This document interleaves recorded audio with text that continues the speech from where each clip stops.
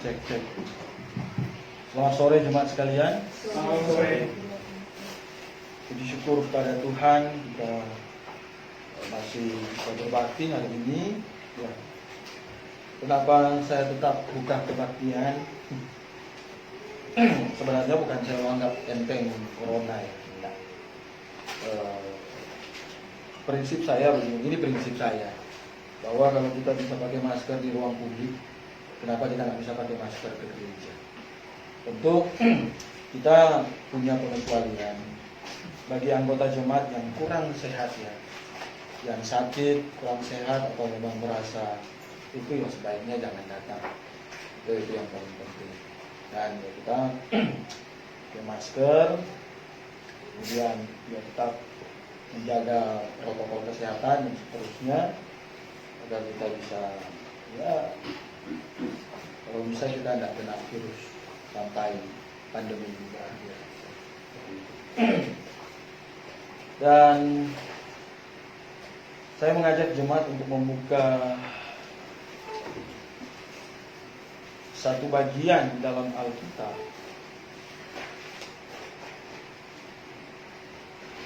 Ada dua ayat yang kita mau buka hari ini.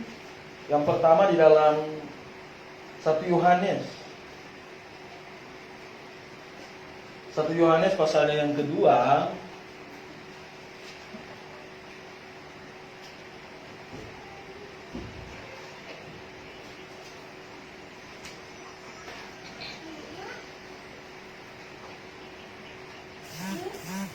Ayatnya yang ke-29. 1 Yohanes pasalnya yang kedua.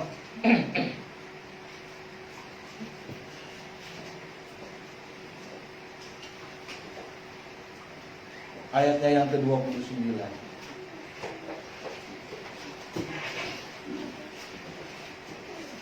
Sudah dapat semua? Saya akan baca ayat firman Tuhan kita di sore hari ini dan jemaat silakan memperhatikan. 1 Yohanes pasalnya yang kedua, ayatnya yang ke-29, firman Tuhan berkata, "Jikalau kamu tahu bahwa Ia adalah benar, kamu harus tahu juga bahwa setiap orang yang berbuat kebenaran lahir daripadanya." Kemudian Yakobus pasalnya yang keempat. Yakobus pasalnya yang keempat.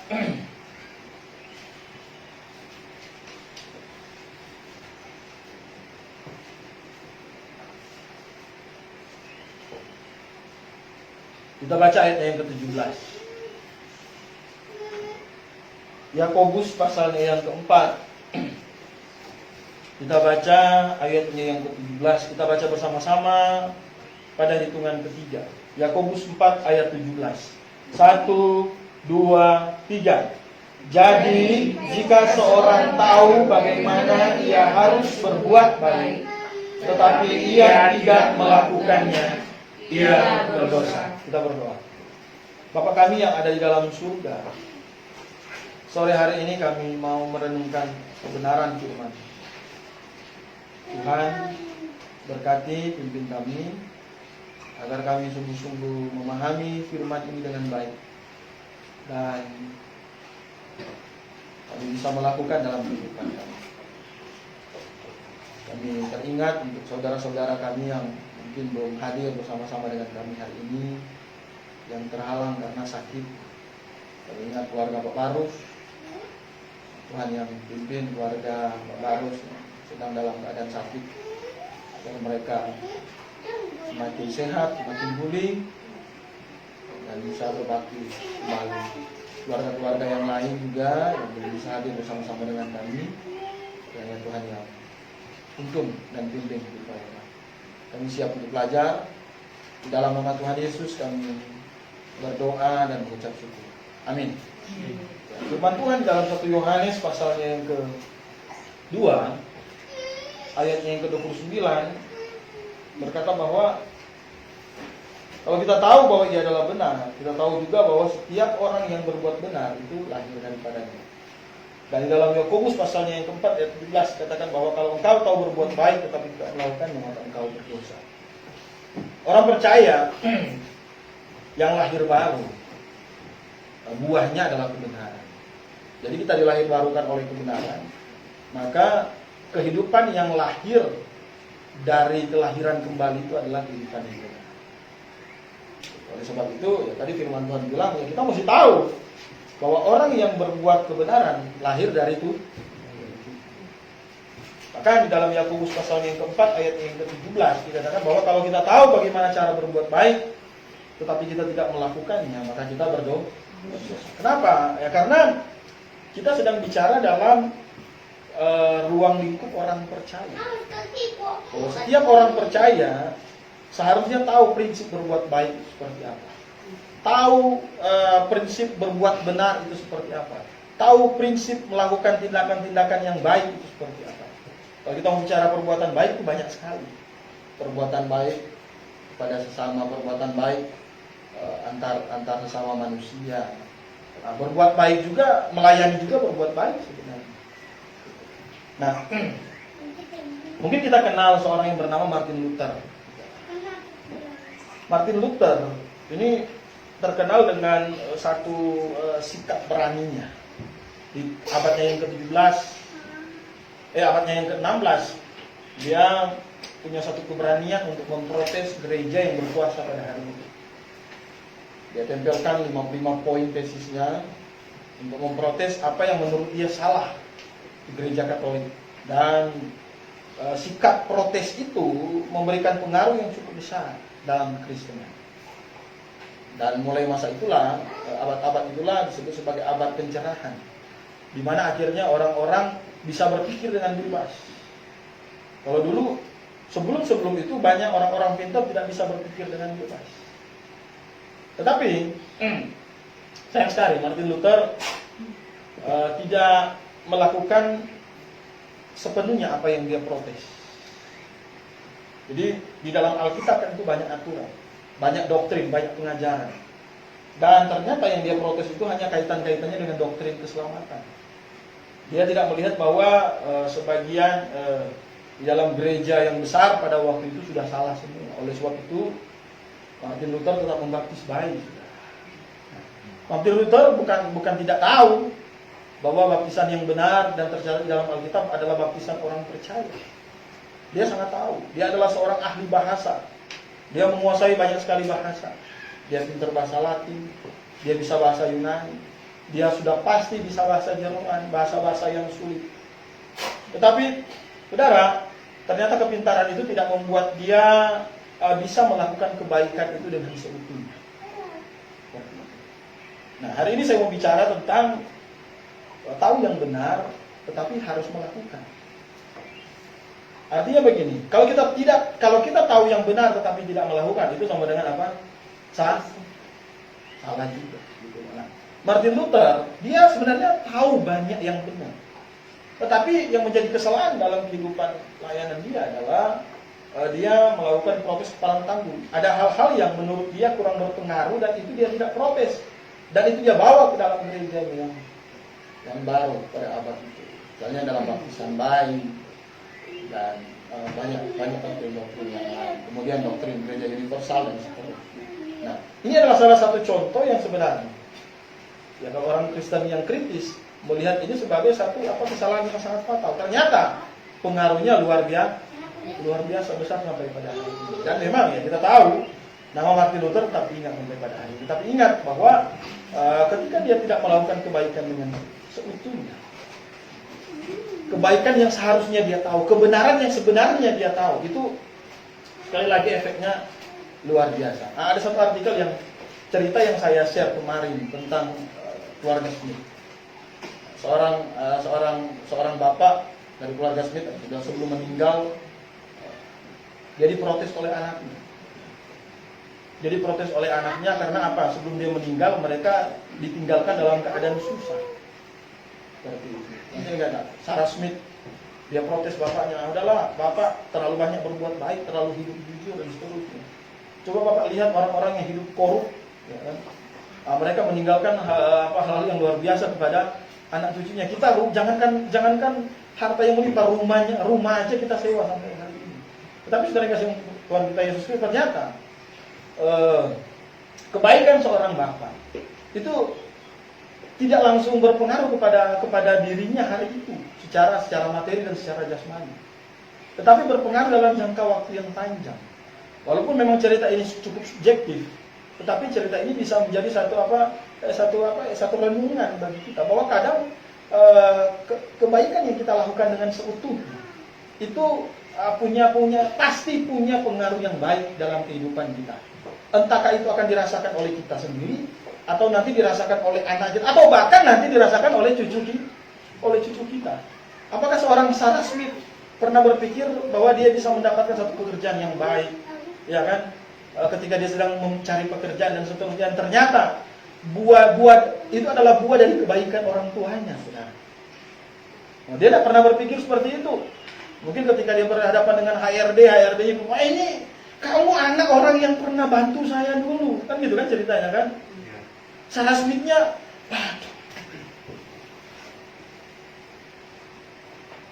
ternyata saya salah. Ketika dia menuding bapaknya, bapak terlalu jujur, terlalu hidup baik, sekarang tidak bisa menjawabkan apa-apa. Tetapi saudara, ternyata berbuat baik dan berbuat benar dengan seutuhnya tidak akan pernah merugikan kita. Nah, sebaliknya sekali lagi, Martin Luther, dia tidak bisa mengamalkan kebenaran dan kebaikan secara sepenuhnya. Ini dalam konteks dia tahu. Saya tidak bicara kepada kebaikan yang tidak diketahui. Nah, ini ada orang yang tahu berbuat baik tetapi tidak mau melakukan. Sekali lagi, Martin Luther bukan orang yang bodoh. Martin Luther adalah orang yang pintar, orang yang hebat, seorang sastrawan, seorang teolog yang pintar, dibina di dalam dalam teolog Katolik yang begitu panjang dan begitu lama. Dia ambil keputusan untuk memprotes Katolik pada hari itu bukan keputusannya itu sebenarnya keputusan yang mempertaruhkan apa, saudara? Kepalanya, bayangin. Oleh sebab itu kan dia dikejar-kejar, ingin dibunuh oleh penguasa Roma pada waktu itu, tapi dia bisa lolos karena dia berlindung di bawah kuasaan Jerman. Nah, saudara kasih Tuhan kita Yesus Kristus itu Martin Luther. Nah, Martin Luther adalah satu contoh dalam kehidupan yang real dan ternyata kebenaran yang kepalang tanggung itu memberikan dampak yang sungguh besar dalam kehidupan kekristenan. Oleh sebab itu lahirnya yang namanya gerakan Protestan. Dan di dalamnya adalah orang-orang yang membaptis sesuai dengan Alkitab. Nah, contoh yang kedua namanya William Carey. Nah, William Carey ini orang yang hebat. Dia adalah seorang bapak muda, seorang keluarga muda, belum terlalu tua-tua amat di salah satu gereja baptis di Inggris. Dan ketika dia tahu tentang kebenaran, dia tahu tentang kebaikan, dia mau mengambil satu keputusan. Bagi orang pada waktu itu, keputusan ini terlalu konyol. Nah, apa keputusan yang diambil oleh William Carey pada waktu itu? Dia mau memberitakan Injil di India. Wow, India bukanlah negara yang gampang untuk diberitakan Injil. Dan untuk hidup di India, Anda suka nonton itu?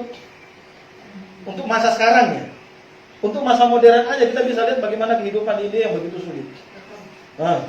Oke, mungkin sosialnya yang kurang bersih, dalam lingkungan yang kurang bersih. Kemudian keadaan sosialnya yang sungguh ekstrim.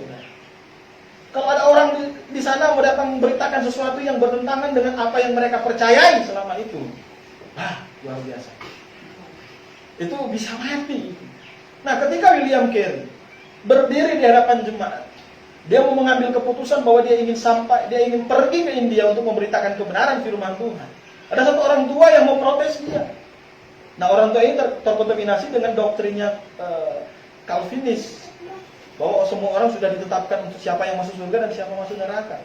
Dan orang tua ini bilang kepada William Carey, anak muda, ngapain kamu repot-repot pergi ke India?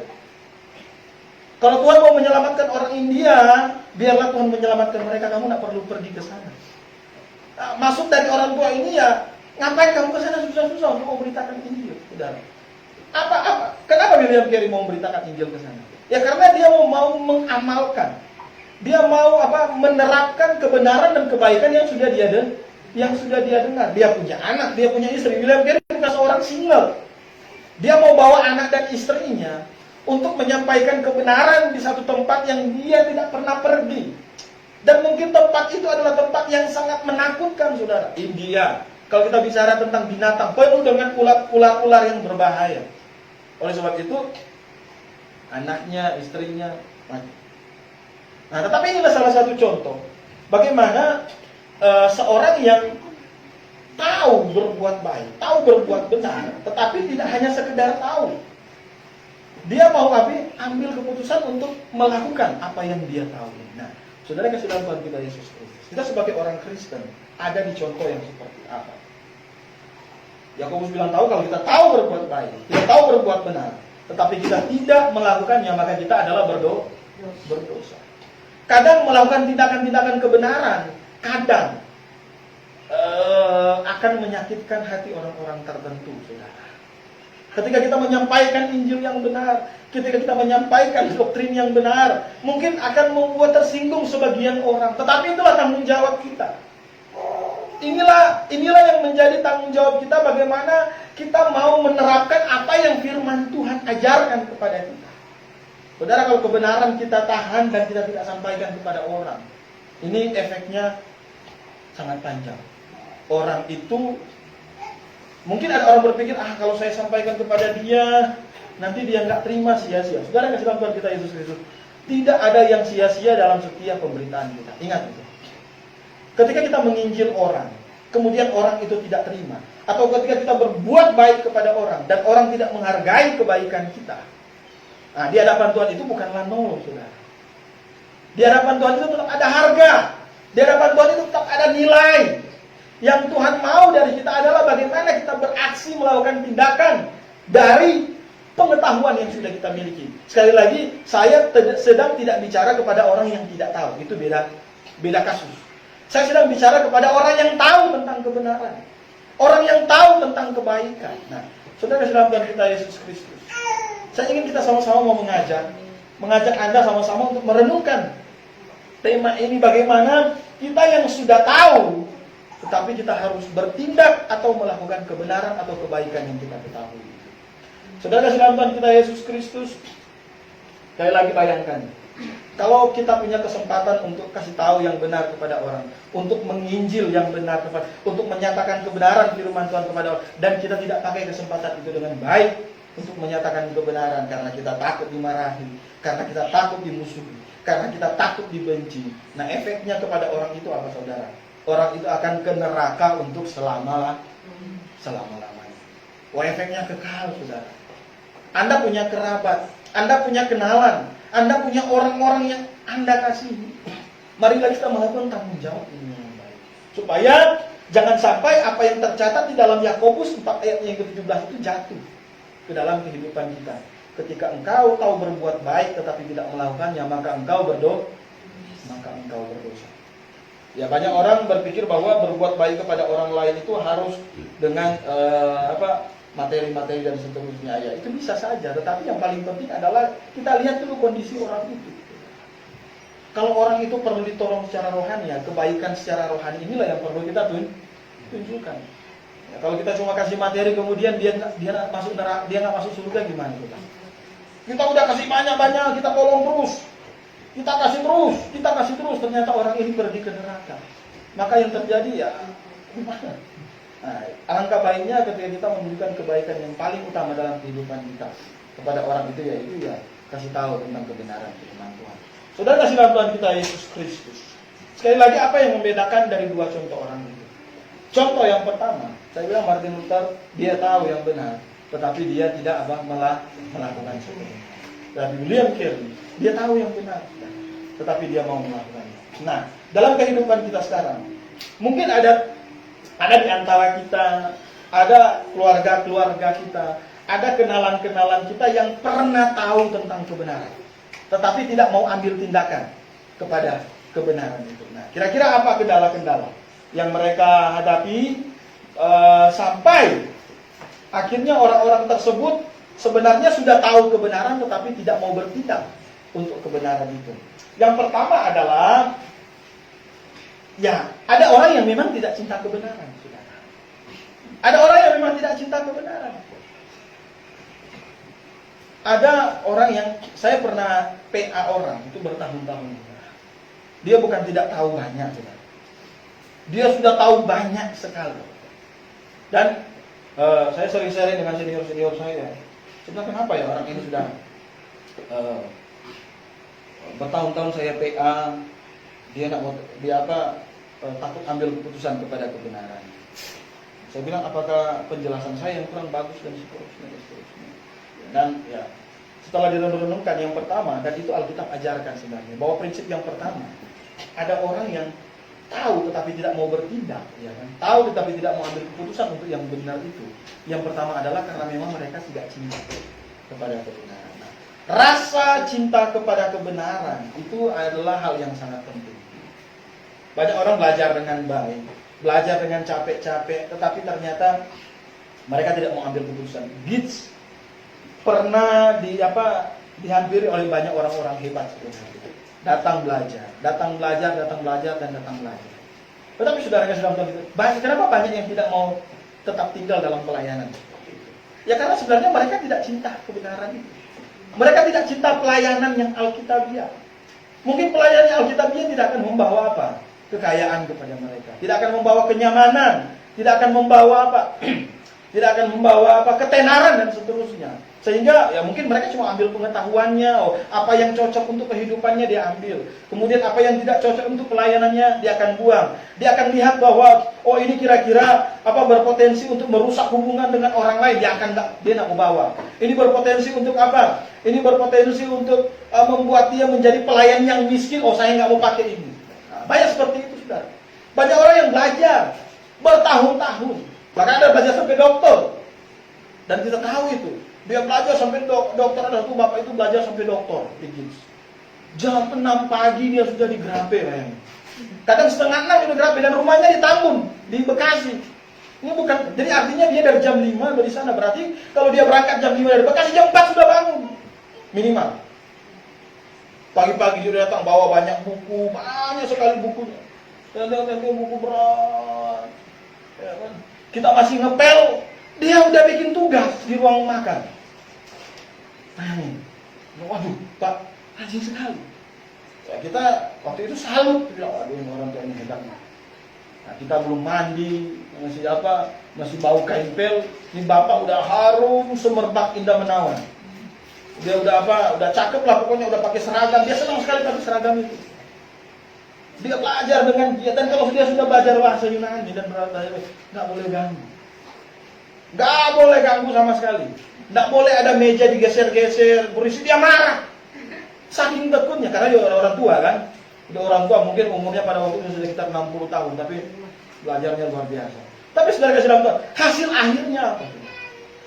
Ternyata dia tidak mau ambil keputusan untuk melayani dalam ruang lingkup pelayanan yang alkitabiah.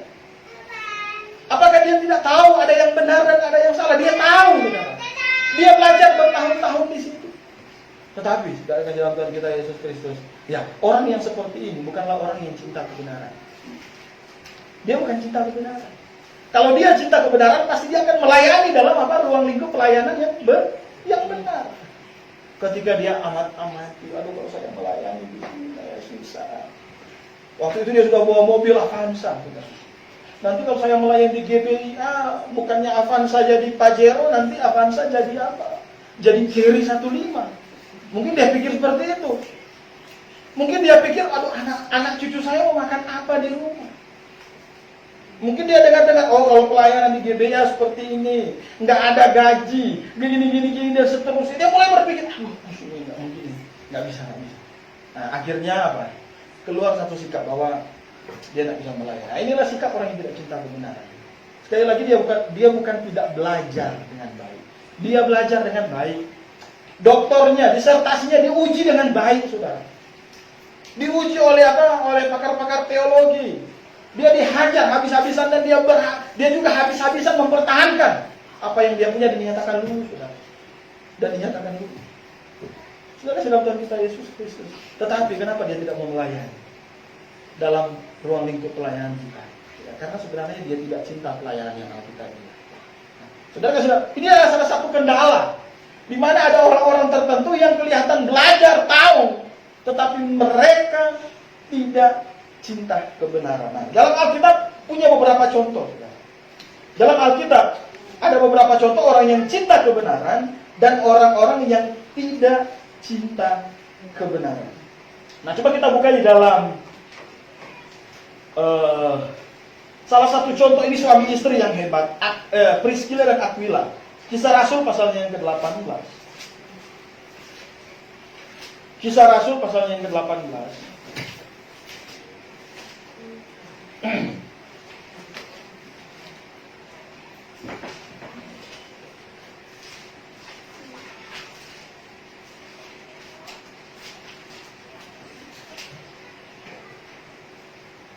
Kisah Rasul pasalnya yang ke-18. Coba kita baca ayatnya yang kedua. Ayat 1 dan ayatnya yang kedua. Kisah Rasul pasalnya yang ke-18. Ayat 1 dan ayatnya yang kedua, firman Tuhan berkata, kemudian Paulus meninggalkan Athena, lalu pergi ke Korintus. Jadi dari Athena, Paulus dalam perjalanan pelayanannya, dari Athena kemudian dia sampai di mana? Kota Korintus. Nah, di Korintus, ia berjumpa dengan seorang Yahudi bernama siapa katanya? Aquila, yang berasal dari Pontus. Ia baru datang dari Italia dengan Priscilla, istrinya. Karena Kaisar Claudius telah memerintahkan supaya semua orang Yahudi meninggalkan Roma, Paulus singgah ke rumah mereka. Nah, coba kita baca apa yang terjadi ketika Paulus singgah ke rumah mereka. Kita baca di dalam ayatnya yang ke-26. Masih di pasal yang sama, ayatnya yang ke-26.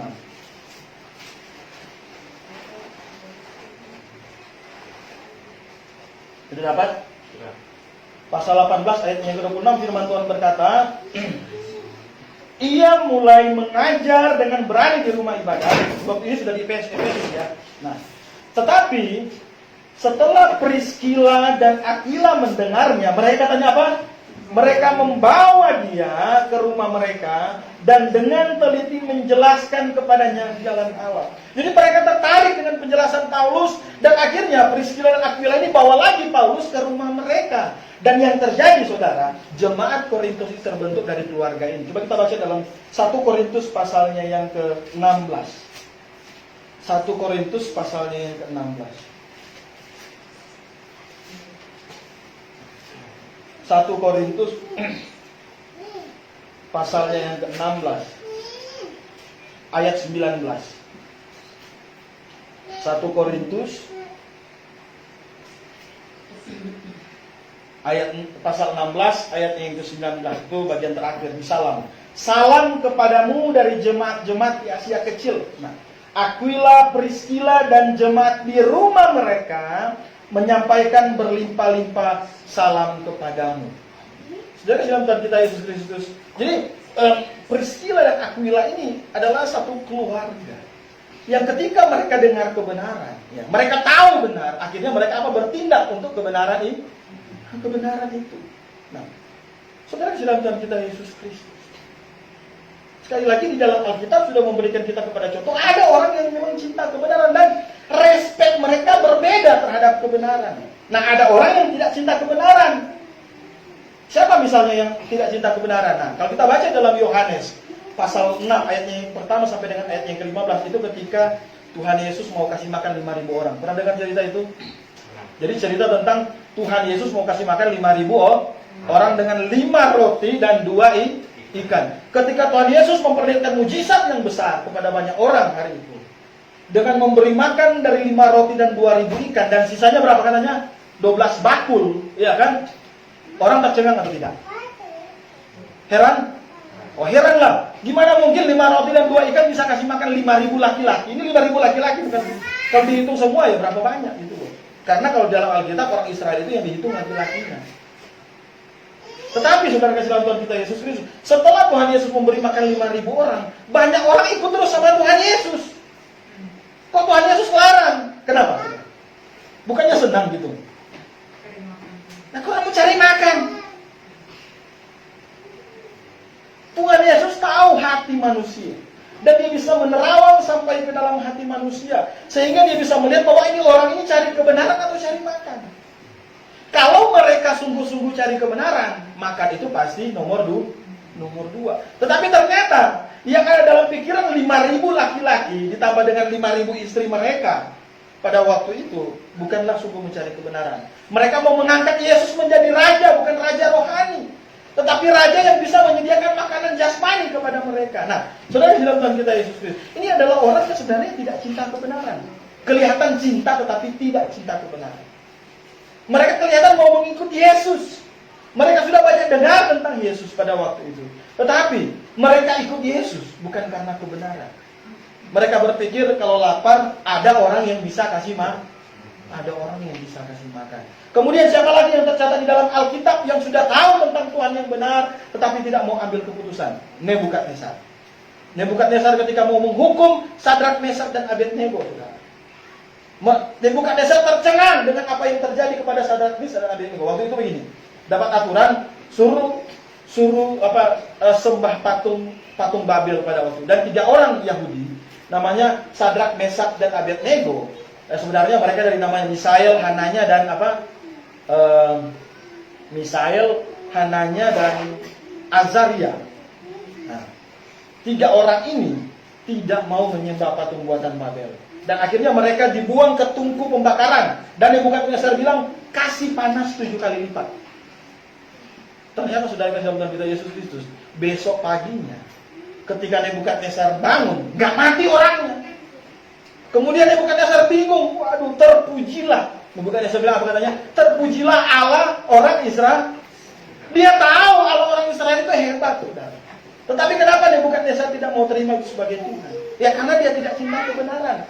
Dalam periode yang hampir sama, dalam kitab Daniel juga, dalam Daniel pasal yang ke-6, ketika Daniel tidak mau menyembah sesembahan buatan Babel, saudara. Kemudian akhirnya Raja Darius memerintahkan dia untuk dibuang ke dalam gua singa. Dan ternyata, saudara, ini panglimanya lihat bahwa ternyata di dalam gua singa itu ada orang lain. Ada yang menyelamatkan Daniel. Dan Darius segera suruh Daniel cepat keluar.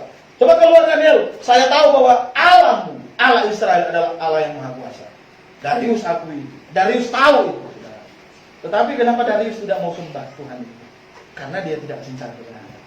Saudara yang dalam Tuhan kita Yesus. Jadi faktor pertama, kenapa ada orang-orang yang tahu tetapi tidak mau bertindak kepada kebenaran? Karena mereka tidak cinta, saudara. Orang kalau sudah cinta, kalau bicara cinta ya, orang kalau sudah cinta apa saja bisa dilakukan, betul tidak? Wah, apa aja bisa dilakukan. Kalau sudah cinta, Bandung ke Jakarta, rasanya kayak Cimahi ke Kiara Condong. Oke. Itu kalau sudah cinta. Apa saja mau kita lakukan, pokoknya apa saja melakukan kalau sudah cinta. Nah, kalau orang tidak cinta, dia berpikir 2 kali untuk melakukan, merugikan dia. Benar nggak? Adalah ngapain saya lakukan? Ngapain saya bertindak begitu? Nah, tapi kalau dia sudah cinta, apa saja dia lakukan. Nah, orang yang cinta kebenaran, dia akan bertindak untuk apa? Merespon kebenaran yang sudah dia terima. Saudara dalam Tuhan kita Yesus Kristus, apakah kita terhalang oleh poin ini? Kalau kita sungguh cinta kebenaran, ya itu akan teraplikasi dalam kehidupan kita. Kalau kita belum cinta kebenaran, apa yang membuat Anda tidak cinta kebenaran?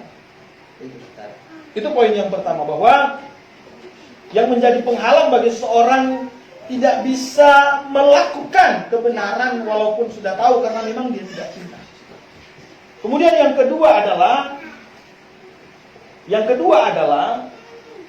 ada orang yang takut bayar harga. Jadi karena tidak cinta kebenaran maka dia takut bayar harga. Untuk ikut Tuhan itu harus bayar harga. Kita pernah bicara tentang Roma pasalnya yang ke-12 ayatnya yang pertama, persembahan yang berkenan kepada Tuhan adalah persembahan seluruh hidup kita. Itulah cara kita membeli kebenaran itu. Amsal pasalnya yang ke-23 ayatnya yang ke-23 firman Tuhan berkata, belilah kebenaran dan jangan menjualnya. Jadi membayar kebenaran itu harus bayar penuh, bayar tuntas, bayar lunas, saudara. Kita tidak bisa bayar dengan setengah-setengah. Kalau kita bayar dengan setengah-setengah, hidup kita akan susah. Anda akan ditarik oleh kejahatan dan di satu sisi Anda akan rasa-rasanya antara mau ikut yang benar dan Anda tadi ikut yang tidak benar. Nah, karena tidak cinta kebenaran melahirkan orang-orang yang orang-orang yang takut untuk bayar harga. Kalau dia sungguh cinta kebenaran, pasti dia mau bayar harga.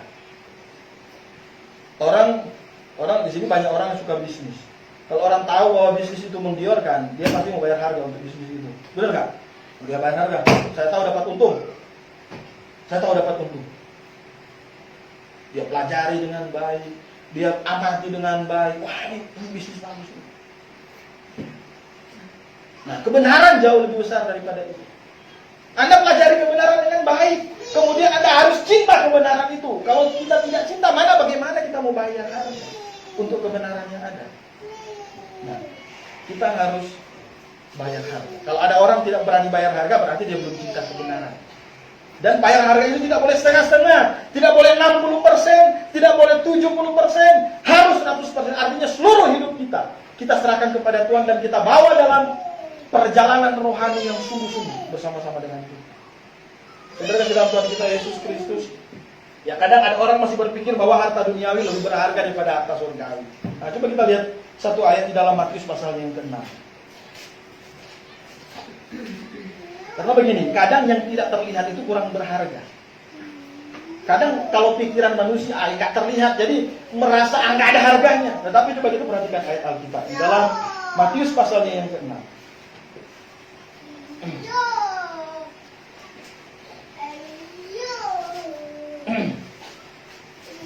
Matius pasalnya yang ke-6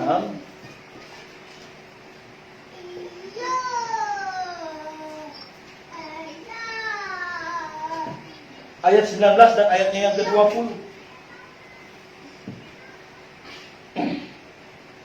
Matius pasalnya yang ke-6 ayat 19 dan ayatnya yang ke-20, firman Tuhan berkata, "Janganlah kamu mengumpulkan harta di bumi.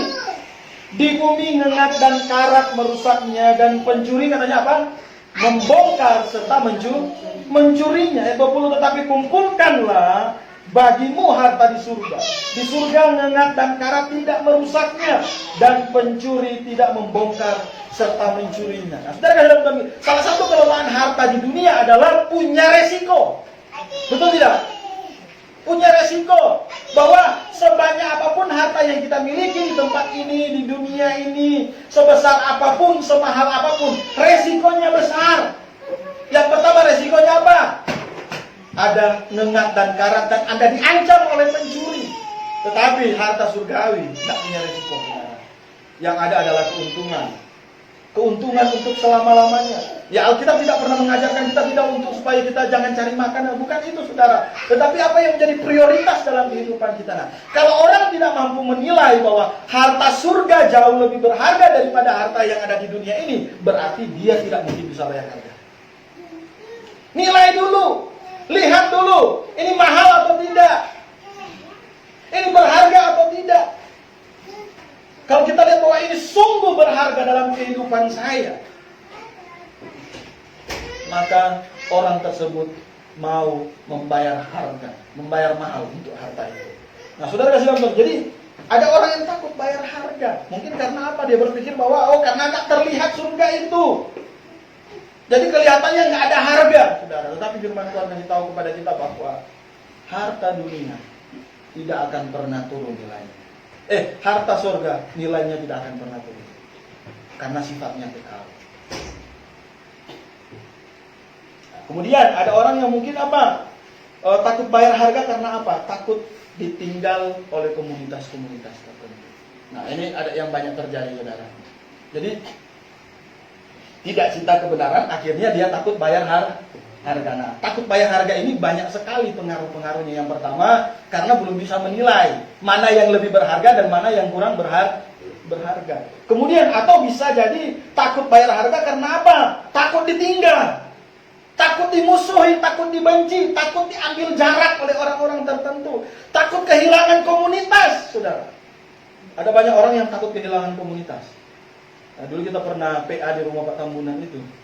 Nah, di depan rumah itu ada satu ibu Simajuntak ya, Pak Joshua kenal nggak? Yang anaknya dosen itu. belajar PA berapa kali, hampir setahun kita PA, akhirnya terakhir dia bilang apa? Aduh, ini benar sih, tapi takut kalau saya mati nggak ada yang lihat. Dia takut mati nggak ada yang lihat.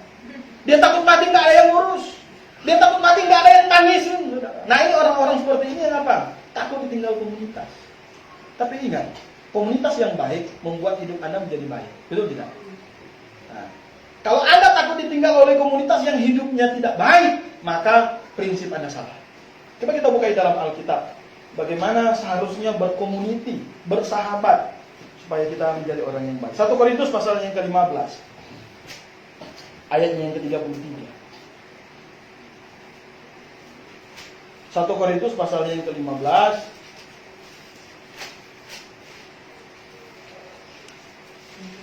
ayatnya yang ke-33.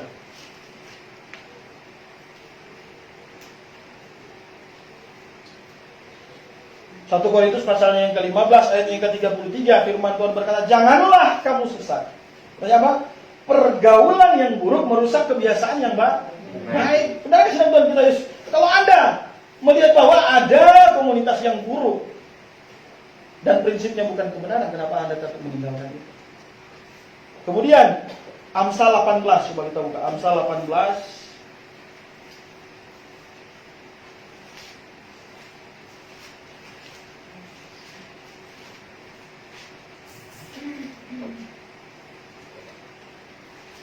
Amsal pasal yang ke-18.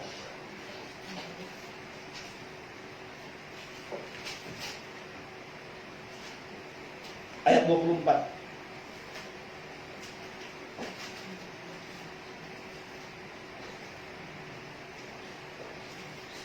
Amsal 18 ayat yang ke-24. Ada teman yang mendatangkan apa? Kecelakaan. Tetapi ada juga sahabat yang lebih karib daripada seorang saudara. Ada banyak orang ketika dia punya masalah, dia berpikir mungkin dia pernah datang kepada orang-orang yang mungkin dia berpikir bisa menyelesaikan masalahnya. Ada teman saya dulu berusaha menyelesaikan masalah, datang kepada teman yang sebenarnya merusak hidupnya. Dia pernah datang kepada teman yang kasih dia narkoba.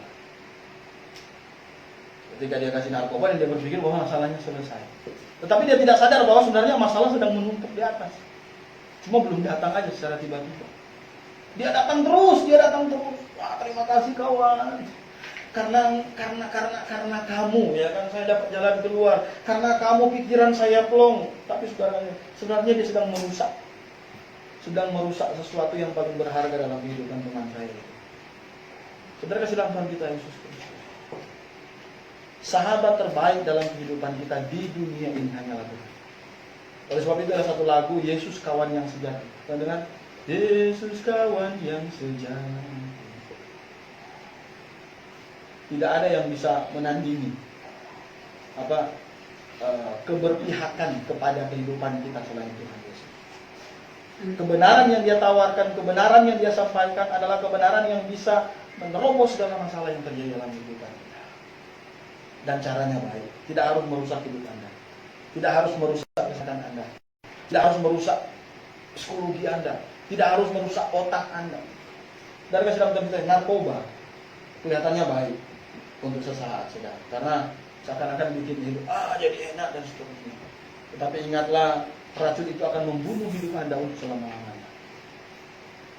Akan membunuh hidup Anda untuk selama-lamanya. Akan membunuh keuangan Anda. Akan membunuh kesehatan Anda, akan membunuh pikiran yang baik yang ada dalam kehidupan Anda.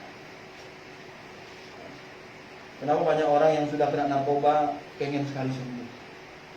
Kenapa? Karena mereka sudah tahu efek negatif dari obat-obat seperti ini. Oh, kelihatan menyenangkan pada saat kita pakai. Benar nggak itu kan? Kayak terbang-terbang. Tetapi saudara, banyak hal dia sedang rusak dalam kehidupan Anda.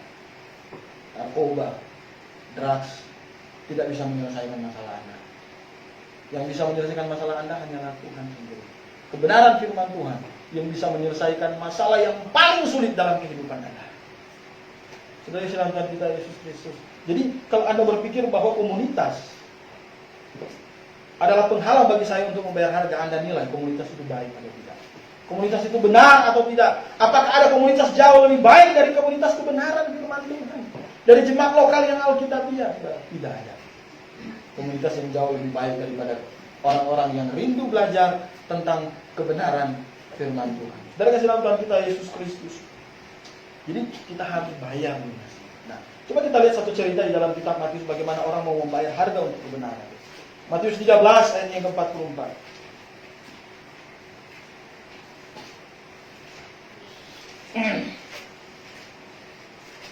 Matius pasal yang ke-13 ayatnya yang ke-44.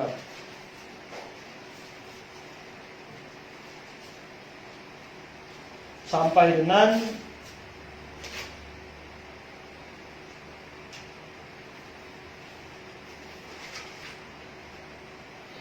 ayat 45.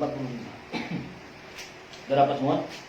Nah, hal kerajaan surga itu seumpama harta yang terpendam di ladang, yang ditemukan orang, lalu dipendamkannya lagi. Oleh sebab sukacitanya pergilah ia menjual seluruh miliknya, lalu mengambil apa ladang ini. Nah, ini orang yang tahu mana yang jauh lebih berharga. Mana yang jauh lebih berharga, akhirnya dia jual yang kurang berharga untuk membeli sesuatu yang berharga. Cuma masalahnya, kebenaran itu tidak bisa dibeli pakai uang. Jadi yang bisa membeli kebenaran itu adalah hati kita. Hati kita lah yang adalah transaksi yang bisa kita pakai untuk merespon kebenaran yang ada. Ini adalah perumpamaan. Katanya kerajaan sorga seumpama harta yang terpendam di ladang, yang ditemukan orang lalu dipendamkannya. Dia simpan dulu. Kemudian apa? Oleh sebab sukacitanya pergilah ia menjual seluruh miliknya, lalu membeli ladang itu. Jadi ibarat kita tahu bahwa di tanah ini ada harta karun, kita pergi jual rumah yang di sebelah itu untuk beli tanah yang sudah, karena kita tahu di bawah tanah ini ada harta karun yang jauh lebih mahal daripada rumah sebelumnya. Demikian pula hal kerajaan surga itu seumpama seorang pedagang yang mencari mutiara yang indah. Setelah ditemukannya mutiara yang sangat berharga, ia pun pergi menjual seluruh miliknya. Lalu apa katanya? Dia beli apa? Mutiara. Dia beli mutiara. Dia jual seluruh miliknya. Dia beli mutiara. Ini orang yang bisa menilai ternyata kebenaran. Kerajaan surga itu jauh lebih mahal dari apapun. Saudara kasih dalam Tuhan kita Yesus Kristus. Jadi yang pertama, tidak cinta kebenaran. Yang kedua apa? Akhirnya melahirkan orang yang takut bayar harga dengan banyak sekali kondisi-kondisi yang ada di sekitar dia. Tapi sekali lagi saudara ini, sebenarnya hidup dalam kebenaran bukan berarti tidak boleh berkomunitas. Betul tidak? Bukan berarti dia tidak boleh berteman lagi. Saya punya banyak teman dengan agama-agama yang berbeda. Saya punya teman ustadz gitu loh. Dan kita berteman sampai sekarang. Seorang ustadz, waktu saya pulang ke Manado dulu, dia waktu itu di bandara ketemu. Dia tanya ke saya, kamu sekarang kerja di mana? Dia pikir saya kerja di PLN. Saya sekolah pendeta ini. Loh, kok bisa katanya? Saya bilang, kamu sekarang sekolah di mana ya? Saya bilang, kerja di mana kamu? Kerja di mana? Saya jadi ustaz sekarang, jadi pendakwah. Kita bisa berteman. Tetapi sebenarnya karena kita punya kebenaran, kita bisa menyampaikan kebenaran itu kepada orang-orang yang berteman dengan kita. Tidak harus menjadi musuh sebenarnya. Ya kalau ada orang bilang harus menjadi musuh, memang itu adalah kesimpulan terlalu cepat, saudara. Tergantung bagaimana kita mau ngomong kepada orang itu. Ya kalau kita sudah ngomong baik-baik, dia tetap nggak mau dan dia akhirnya benci kita, itu sudah lain cerita. Tetapi ketika kita datang dengan baik, menjadi sahabat, menjadi teman yang baik kepada mereka, minimal dia lihat satu hal yang positif bahwa kamu ini orang baik. Betul? Dan kita bisa melakukan penginjilan secara pribadi kepada orang-orang. Jadi takut, tidak cinta kebenaran, kemudian takut bayar harga, melahirkan orang yang takut bayar harga, dan akhirnya apa lagi? Melahirkan orang-orang yang kurang mengucap syukur. Jadi karena kurang mengucap syukurlah orang tidak atau takut bertindak untuk kebenaran. Nah, orang yang kurang mengucap syukur adalah orang yang tidak pernah puas dalam kehidupannya. Seharusnya hidup orang percaya adalah hidup yang penuh dengan ucapan syukur. Yang pertama karena apa? Dia sudah diselamatkan. Mati pasti masuk surga. Yang kedua, dia punya Alkitab sebagai petunjuk dan standar untuk kehidupan dia, yaitu Alkitab sebagai kebenaran firman Tuhan. Dia punya apa? Gereja yang Alkitabiah. Kalau ada orang Kristen yang kurang mengucap syukur, itu bahaya. Bisa jadi juga dia belum diselamatkan. Kita harus mengucap syukur kepada apa segala sesuatu yang sudah kita miliki sekarang. Dalam Alkitab banyak sekali ayat-ayat yang bisa kita lihat bahwa mengucap syukur itu adalah poin penting dalam kehidupan orang percaya. Nah, orang yang tidak pernah puas adalah orang yang kurang mengucap syukur. Nah, kenapa kita perlu memahami ucapan syukur ini dengan baik? Ya supaya kita tahu bahwa oh ini yang Tuhan percayakan hari ini kepada saya. Dalam 1 Tesalonika pasalnya yang kelima ayat yang ke-18, di situ firman Tuhan berkata, mengucap syukurlah dalam segala. Kadang ada orang, bahkan ada orang Kristen juga begini, mengucap syukur dalam hal yang baik-baik saja. Oh, ya, saya mengucap syukur iya, saya mengucap syukur. Tapi ketika dalam kondisi nggak baik, semua umpatan-umpatan keluar. Dari dalam Tuhan kita Yesus Kristus tadi adalah satu kehidupan yang mencirikan bahwa orang ini yang sebenarnya tahu tetapi tidak mau bertindak kepada kebenaran, dan salah satu faktornya adalah orang-orang ini kurang mengucap syukur. Coba kita buka satu ayatnya, Amsal pasalnya yang ke-28. Amsal 28.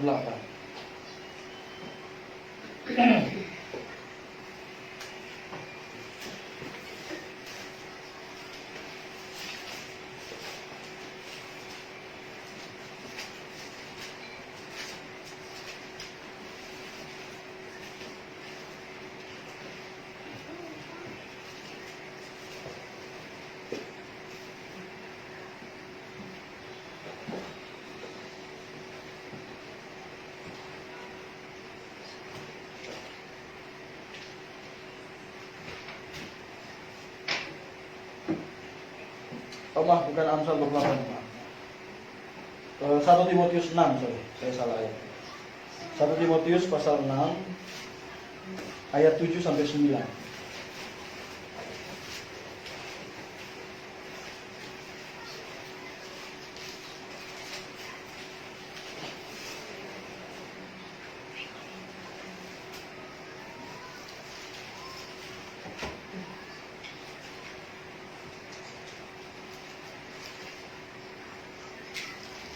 Timotius pasal 6 ayat 7 sampai 9. Kita sudah pernah buka ayat ini. Kita baca.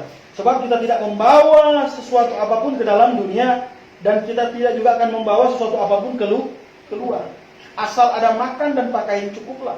Tetapi mereka yang ingin kaya terjatuh ke dalam pencobaan, ke dalam jerat dan ke dalam berbagai nafsu yang hampa dan yang akan mencelakakan, yang menenggelamkan manusia ke dalam keruntuhan dan kebinasaan. Saya sudah pernah jelaskan masalah tentang ada orang yang memang ingin kaya dan ada orang yang memang diberkati. Orang yang ingin kaya, mereka tidak pernah puas dengan apa yang terjadi dalam kehidupan. Oleh sebab itu akhirnya menghadirkan cara-cara yang kurang pantas dalam kehidupan mereka. Nah, misalnya koruptor. Kenapa koruptor itu seharusnya penjaranya lebih lama daripada seorang pembunuh? Karena kehidupan keserakahan mereka. Mereka ini adalah orang yang ingin kaya dengan cara yang salah. Gitu. Kalau Tuhan berkati kita, salah atau tidak? Nggak pernah salah. Kalau Tuhan mau berkati kita, nggak akan pernah salah. Ya itu cara Tuhan mau berkati kita. Tetapi ada orang yang tidak pernah puas dengan apa yang berkat sudah Tuhan percayakan. Nah, koruptor, bayangkan dia curi uang rakyat bisa sampai berapa triliun dan seterusnya. Dan dia akan hidup enak dengan semua uang yang dia ambil, punya uang rakyat. Rakyat pikir, ya kan, dia coblos satu anggota dewan, dia pikir mensejahterakan. Ada nggak gitu? Anggota dewan kalau udah mau pemilihan, gimana janjinya coba? Apa janjinya? Yang pernah jadi tim sukses? Pokoknya sejahtera, ada ini dan ada ini. Kita yang dengarnya senang sekali. Aduh, dapat anggota rakyat yang sakinah mawaddah dan warokah. Salah ya. Dapat anggota DPR yang bisa mensejahterakan kita. Tahun pertama, kita tunggu janjinya.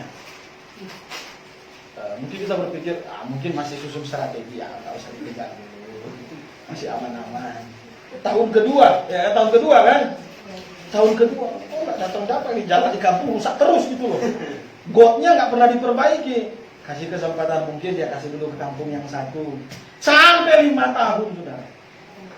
Sampai 5 tahun udah mau ganti periode lagi, dia udah kampanye lagi, janji yang sama. Dan jalan nggak pernah bagus-bagus, got nggak pernah bener-bener. Rumah masih pakai kartu, katanya mau bikin rumah kita, nggak ada. Wah, dia udah sikat. Kantongnya udah tebal, harusnya punya rakyat. Jadi mereka mau kaya dengan cara yang dengan cara yang salah. Ada kita baca papan proyek. Pernah lihat nggak papan proyek yang mega luar biasa jumlahnya? Berapa triliun? Kita lihat aspalnya. Aspalnya segini. Terus cuma berapa meter lagi? Cuma sampai di sana. Wah, yang seperti ini. Nah, ini kenapa seperti ini? Ya, ini adalah orang-orang yang memperkaya diri dengan yang ingin kaya dengan cara yang salah. Mereka tidak mau kerja keras, tidak mau berbuat baik, tidak mau melakukan hal yang seharusnya mereka lakukan. Nah, cepat kaya seperti itu. Saudara kasih lampu, cari uang itu tidak sama dengan pengen kaya, beda ya. Kalau Alkitab katakan ini adalah orang yang serakah, yang melakukan tindakan-tindakan yang merugikan banyak orang untuk mencapai kekayaan.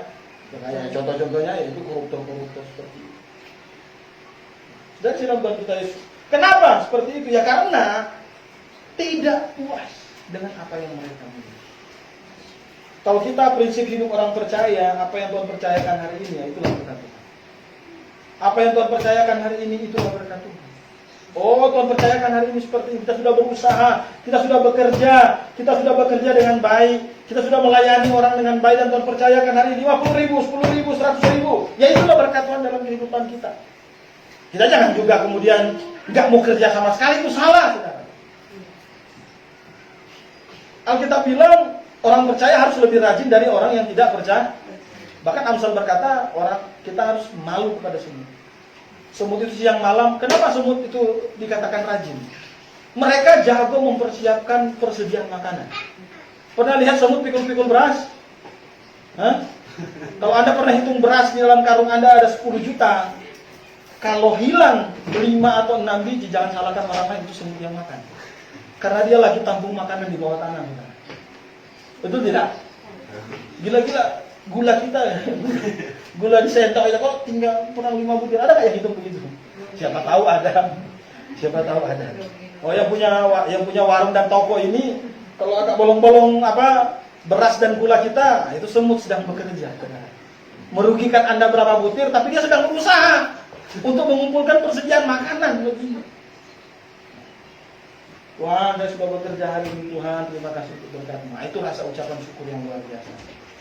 Terima kasih Tuhan. Besok saya mau bekerja lagi, Tuhan kasih kekuatan, Tuhan kasih kesehatan. Apapun tantangan yang terjadi dalam pekerjaan saya, Tuhan kasih kesabaran untuk menghadapi semuanya, saudara. Oh, dalam setiap pekerjaan punya risiko. Banyak jemaat suka cerita risiko-risiko kerugian. Ya, ada juga memang risiko kerugian.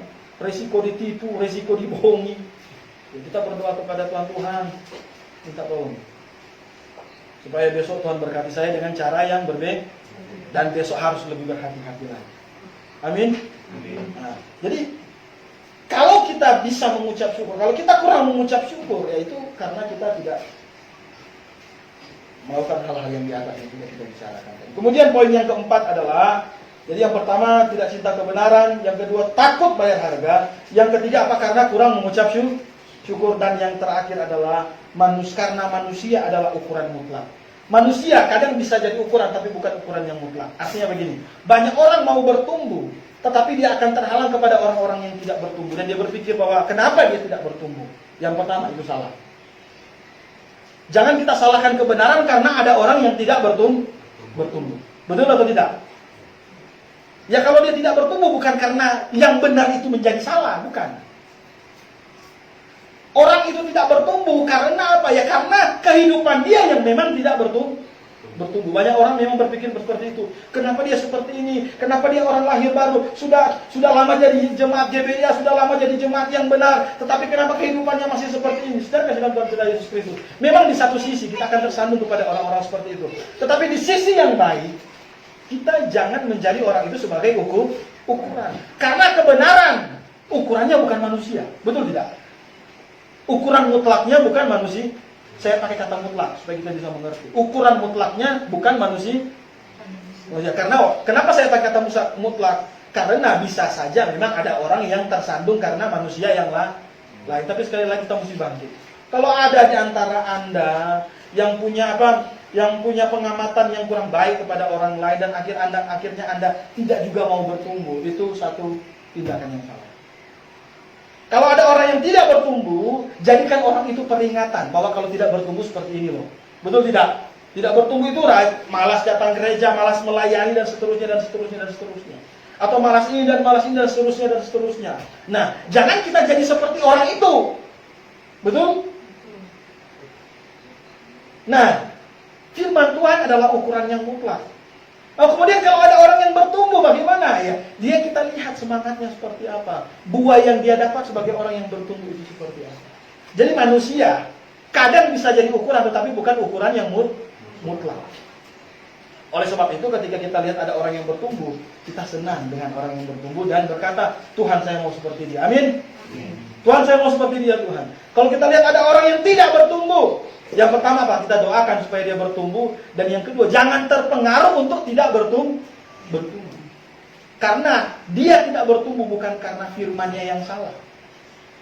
Dia tidak bertumbuh karena dia yang memang tidak mau bertumbuh. Saudara kasih dalam Tuhan kita Yesus. Oleh sebab itu, ya, pribadi lepas pribadi kita harus introspeksi diri. Harus melihat dalam kehidupan kita. Yang pertama, jangan sampai orang lain tersandung karena kehidupan kita. Betul?